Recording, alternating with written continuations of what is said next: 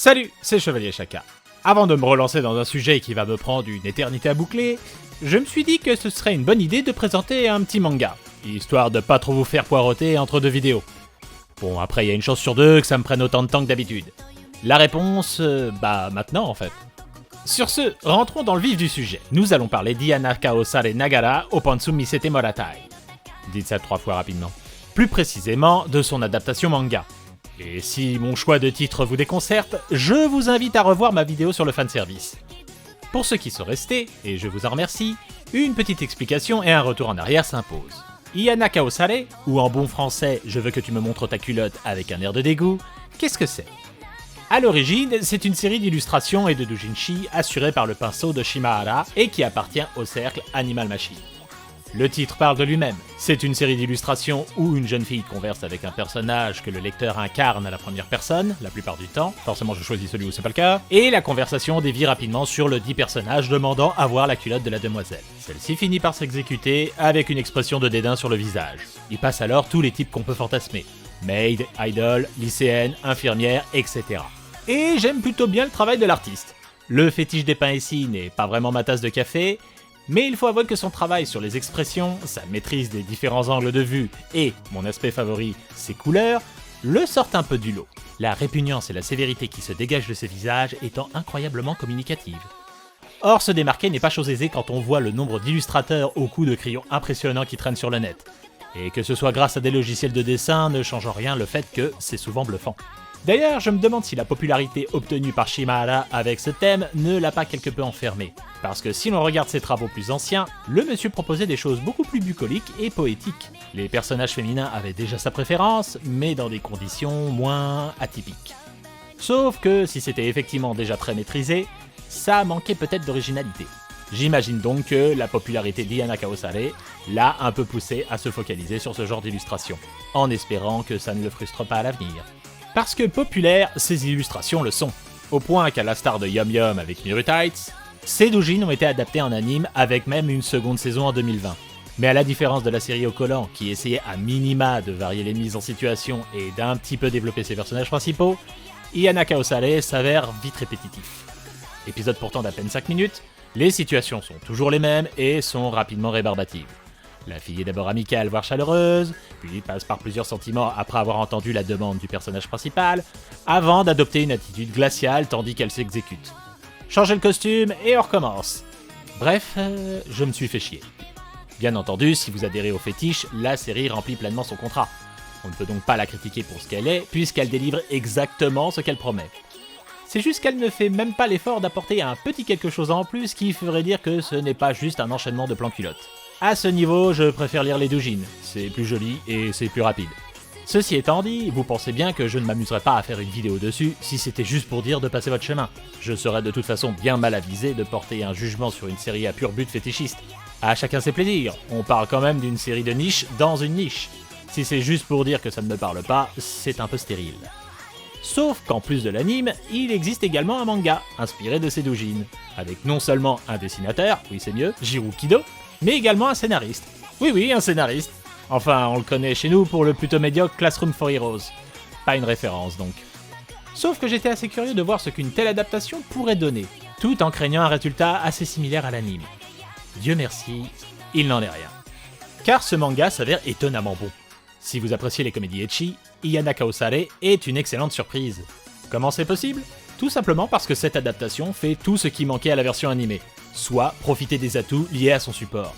Là où l'anime reprenait bêtement les doujins sans apporter aucune plus-value, le manga prend le parti d'assumer pleinement le fétiche de base, mais en y ajoutant une bonne dose d'humour absurde et un second degré salutaire.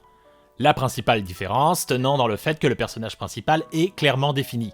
Certes, on y perd l'aspect première personne et donc la transposition qui est l'intérêt principal du doujin, sauf que ce qui marche en doujin ne fonctionne pas forcément en manga, et l'anime a rapidement montré les limites d'un tel concept. Surtout que notre héros est particulièrement savoureux. Nous suivons donc Isaigo Tokuji, jeune étudiant de génie et reconnu pour son esprit brillant, à la tête de l'empire familial depuis son 13e anniversaire. Et tandis qu'un jour il s'apprête à boire le thé que lui prépare sa jeune servante, il est pris d'une envie fulgurante. Il veut voir une culotte. Son dévolu s'arrête alors sur celle en face de lui. Reste à savoir par quel moyen la convaincre de s'exécuter. Au niveau du pitch, pas de grande différence avec le doujin ou l'anime a priori. Mais c'est là que notre personnage principal fait la différence. Comme tout protagoniste décrit comme brillant, il est également socialement incompétent, ne voyant absolument pas ce que sa requête a de déplacer. À ses yeux, voir la culotte de sa servante équivaut à lui demander de lui resservir une tasse de thé, interprétant l'incompréhension de celle-ci comme le fait que les paroles d'un génie soient difficiles à comprendre pour le commun des mortels. On en est à ce degré de déconnexion quand même. Et autre particularité, celui-ci n'est pas motivé par quelconque pulsion ou désir sexuel.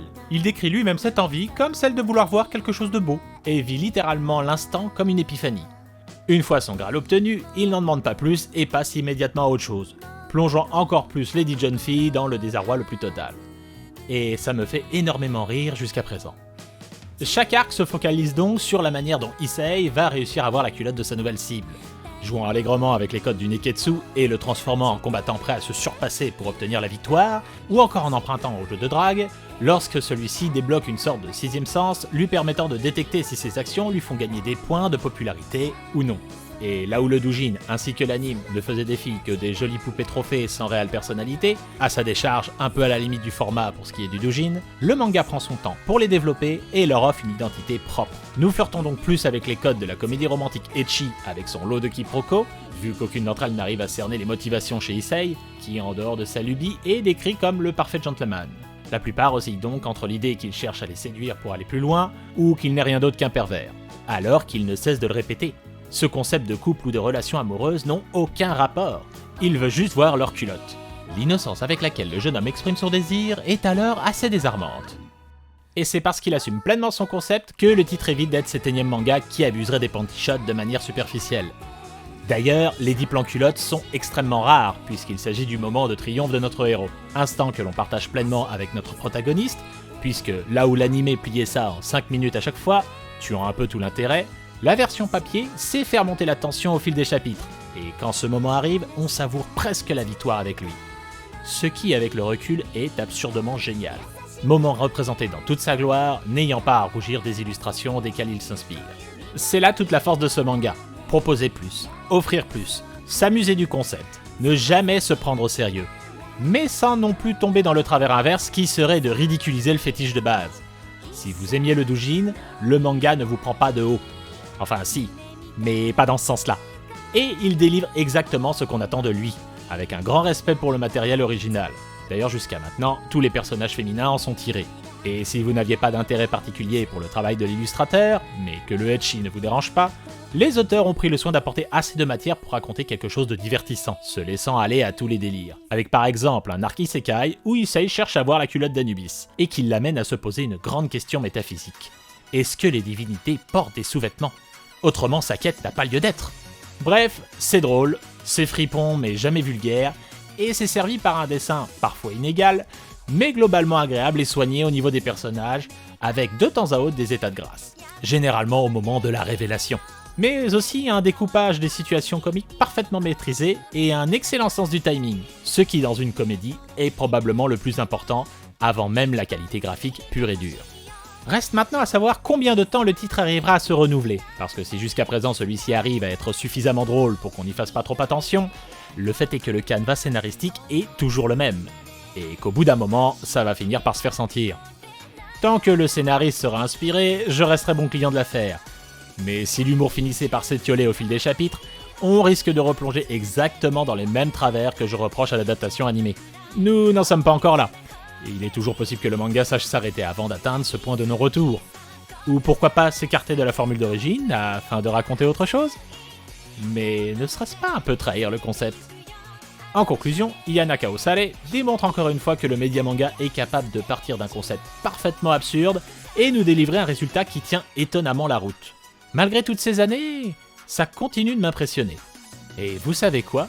J'aimerais bien une adaptation animée. Merci d'être passé me voir, et à une prochaine. Ah, et comme d'habitude, ça n'est pas publié en France, et je doute que ça le soit un jour. Bah oui, sinon c'est pas drôle.